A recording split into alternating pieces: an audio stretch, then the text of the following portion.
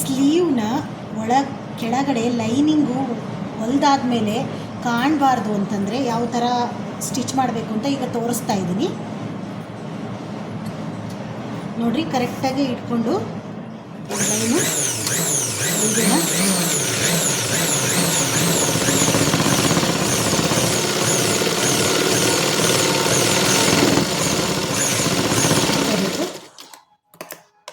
ಆಮೇಲೆ ಇದನ್ನು ತೆಗೆದುಬಿಟ್ಟು ನೀಟಾಗಿ ಮೇಲ್ಹೊಲ್ಗೆನ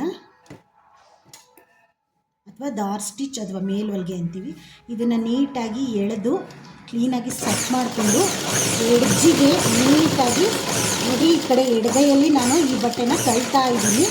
ಈ ಥರ ತಳ್ಳಿ ನೀಟಾಗಿ ಎಡ್ಜಿಗೆ ಒಂದು ಹೊಲಿಗೆನ ಹಾಕ್ಕೋಬೇಕು. ಕಾಣಿಸ್ತಾ ಇದೆಯಲ್ಲ. ಆಮೇಲೆ ಇದನ್ನು ಫೋಲ್ಡ್ ಮಾಡಿ ಒಂದು ಗೀರು ಅಥವಾ 2.2 ಗೀರು, ಒಂದು ಗೀರು ಬಟ್ಟೆನ ಹೊರಗಡೆ ಬಿಡಬೇಕು. ನೋಡಿರಿ, ಕಾಣಿಸ್ತಾ ಇದೆಯಾ? ಒಂದು ಗೀರಷ್ಟು ಬಟ್ಟೆನ ನಾನು ಹೊರಗಡೆ ಬಿಟ್ಟಿದ್ದೀನಿ. ಮೇಯ್ನ್ ಬಟ್ಟೆ ಮೇಯ್ನ್ ಫ್ಯಾಬ್ರಿಕ್ನ ಹೊರಗಡೆ ಒಂದು ಗೀರನ್ನು, ಒಂದು ಲೈನ್ನ ಬಿಟ್ಟಿದ್ದೀನಿ. ಆಮೇಲೆ ಇದನ್ನು ನೀಟಾಗಿ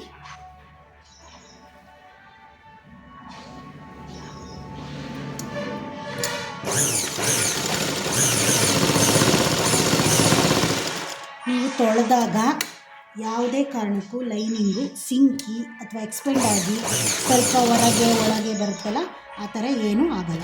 ಈಗ ನಾವು ಕ್ಲೀನಾಗಿ ಹೊಲಿಗೆ ಹಾಕ್ಕೊಂಡು ಫಸ್ಟು ಇದು ಮೇಯ್ನ್ ಫ್ಯಾಬ್ರಿಕ್ ಇದೆಯಲ್ಲ ಅದನ್ನು ಒಂದು ಸ್ವಲ್ಪ ಜಾಸ್ತಿ ಇಟ್ಕೊಂಡಿರಬೇಕು. ಆಮೇಲೆ ಅದನ್ನು ಕ್ಲೀನಾಗಿ ಕಟ್ ಮಾಡಿ ತೆಗೆದಾಕ್ಬೇಕು. ನೋಡ್ತಿದ್ರಲ್ಲ ಅದು ಎಷ್ಟು ಪರ್ಫೆಕ್ಟಾಗಿ ಕ್ಲೀನಾಗಿ ಸೆಟ್ ಆಯಿತು ಅಂತ.